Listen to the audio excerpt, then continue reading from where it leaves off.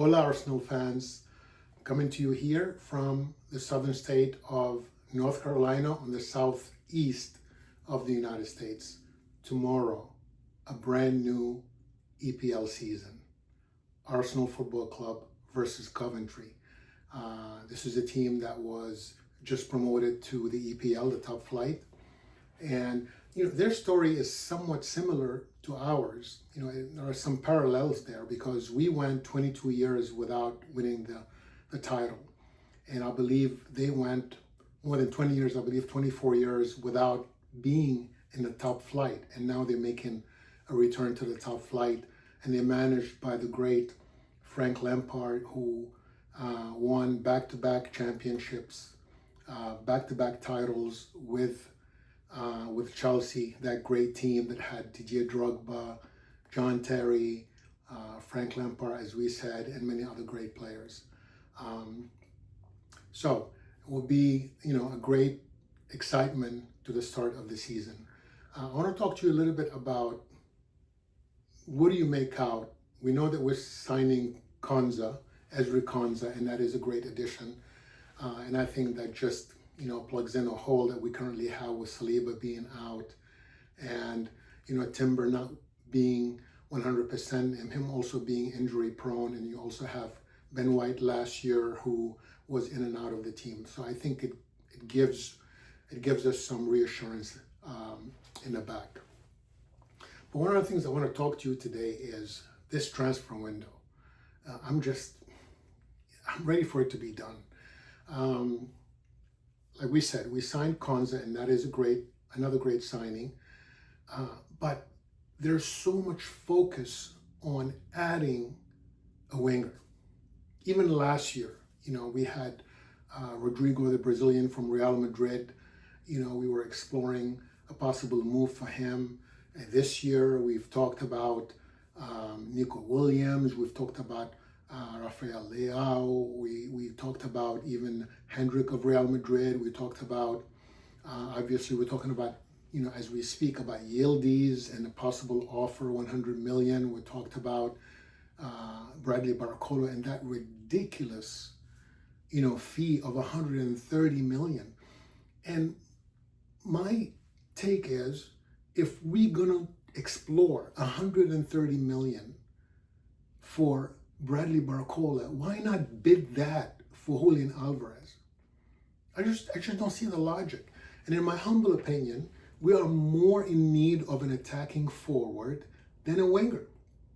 Now, you might say that Gabriel Martinelli had lost form. Okay. Yes, he has. 3 years ago, he scored 15 goals. Last year, he scored 1 goal. But, Arsenal fans, be careful what you ask for, because Gabriel Martinelli was our top scorer in the UEFA Champions League. He scored 6 goals, including a hat-trick, and he had 2 assists. He was our top scorer last year in the Champions League.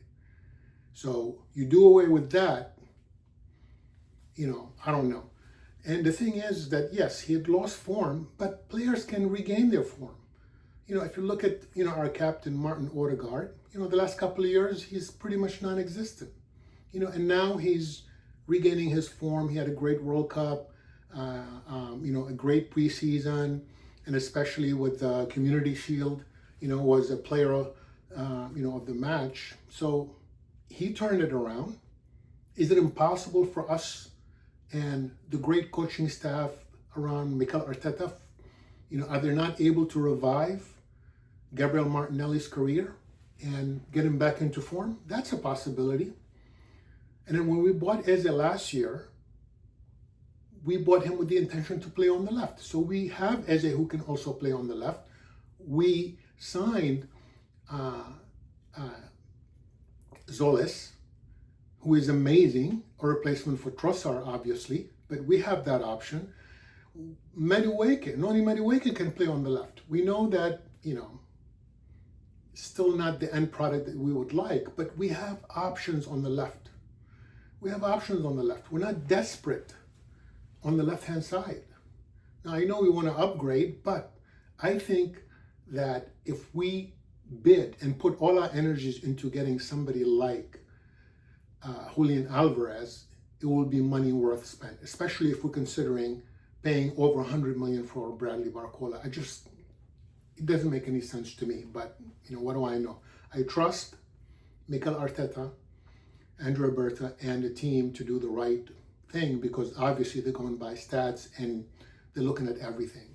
But for me, all these players that we've been linked with all summer long, including the two that never came to Arsenal in Vinicius Jr. and Morgan Rogers, who went to Chelsea for 117 million, and obviously Vinicius Jr. re-signed with Real Madrid. Unless you bring in somebody of the caliber of Vinicius Jr., I just don't think that Bradley Barcola is worth over 100 million. And if you're going to spend that much money invested, bid on Julián Alvarez. Quick question. Who would instill fear? Who would instill fear in our rivals? Bradley Barcola or Julián Alvarez? Nico Williams or Julián Alvarez? Julián Alvarez will instill tremendous fear in our rivals. And his prestige and his pull is much higher, in my humble opinion, than that of Yildiz or that of Bradley Barcola or that of Nico Williams, etc., etc., etc. All these players that we've been linked to. So that's my take. But what do I know? So let me know what you think. But I feel that if we can just get one more signing, and that would be Julián Alvarez, then I think that would be enough. I think Martinelli can revive his form. Maybe, don't make him play, very wide, close to the line, but, let him go in and out. But in my humble opinion, that would be a much better signing, Julián Alvarez that is, than a Bradley Barcola. And especially when we know that Atletico Madrid is not willing to let him go to Barcelona. But just bid, put it on the table. 100 million, 110 million, and see what happens. And, maybe that will gain some traction, and the next thing you know, we have another forward. And I think that if we have Julián Alvarez and Victor Gyökeres, and by the way, we have not played to his strength last season.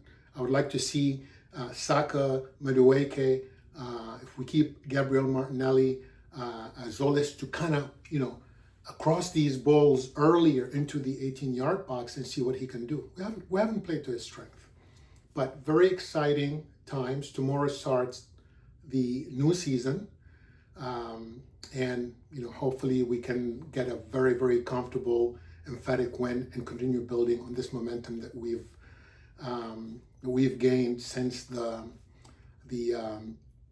Community Shield. Thanks for listening, and we'll talk to you soon. Go Arsenal, go Gunners.